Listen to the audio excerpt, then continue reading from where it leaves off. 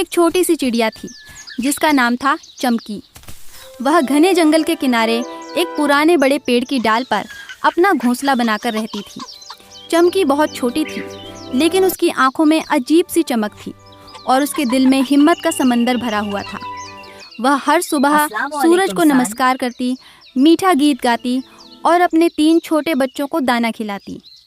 एक दिन जब चमकी अपने बच्चों को खाना खिलाकर उन्हें लोरी सुना रही थी, तभी आसमान से एक काला साया नीचे उतरा।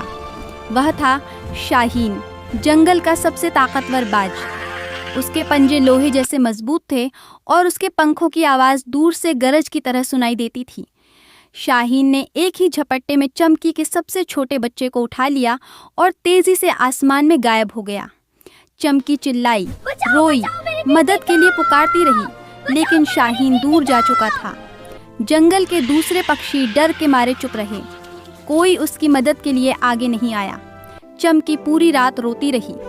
उसका एक बच्चा उससे छिन गया था और उसके दिल पर गहरा घाव लगा था। अगली सुबह जब सूरज निकला तो चमकी ने अपने आंसू पोंछे और खुद से कहा, मैं उस मनहूस काली शाहीन से बदला लूंगी। हंग्री मॉन्थ। मैं हार नहीं मानूंगी। सभी पक्षियों ने उसे पागल कहा। चमकी तुम चोटी हो, वो शाहीन जंगल का राजा है। लेकिन मैं भी तो हिम्मत वाली हूँ, मगर वो तुम्हें मर देगा। लेकिन चमकी ने जवाब दिया, ताकत ही सब कुछ नहीं होती, हिम्मत और बुद्धि भी ताकत होती है। चमकी ने सफ़र शुरू कर दिया। वह जंगल से निकलकर पहाड़ों की ओर उड़ चली, जहाँ शाहीन का घोंसला था। रास्ता लंबा और ख़तरनाक था। एक दिन तेज़ आंधी आई तो चमकी एक पत्थर के पीछे छिप गई। दूसरे दिन वह भूख से कमज़ोर हो गई, लेकिन उसने हिम्मत नहीं हारी। तीसरे दिन बारिश में भीगती हुई कांपती रही, फिर भी आगे बढ़ती रही। रास्ते में उसे एक बूढ़ा कोयल मिला। उसने कहा, बेटी तू चली जा वापस, वो तुमसे बड़ा है, तुम्ही मर दीगा।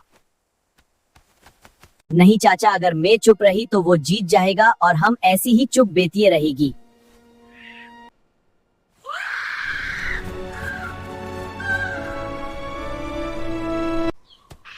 कई दिनों की मेहनत के बाद चमकी उस ऊंचे पहाड़ पर पहुंची जहां शाहीन रहता था। वह चुपके से एक छोटी सी झाड़ी में छिप गई और दिन भर शाहीन को देखती रही। उसने देखा कि हर शाम शाहीन थककर सो जाता है और सोने से पहले अपने पंजे साफ करता है। चमकी ने एक योजना बनाई। उसने जंगल से एक बहुत पतला, तेज और नुकीला पत्थर उठा लिया था।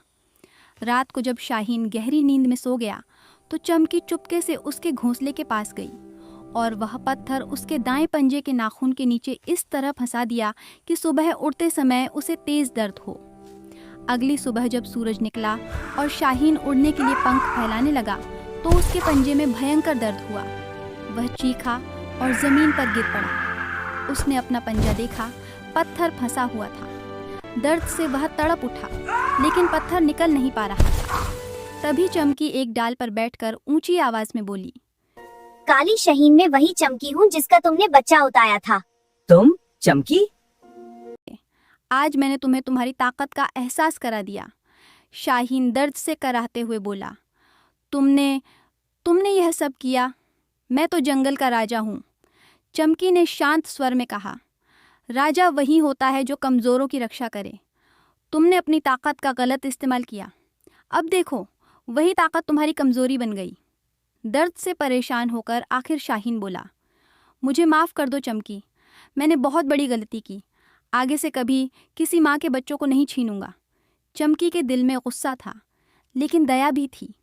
वह आगे बढ़ी और खुद जाकर शाहीन के पंजे से पत्थर निकाल दिया। शाहीन आज़ाद हुआ। वह आसमान में ऊंचा उड़ गया, लेकिन उस दिन के बाद उसने कभी छोटे पक्षियों पर हमला नहीं किया। अब वह सिर्फ बड़े शिकार करता और जंगल के कमज़ोर पक्षियों की रक्षा भी करने लगा।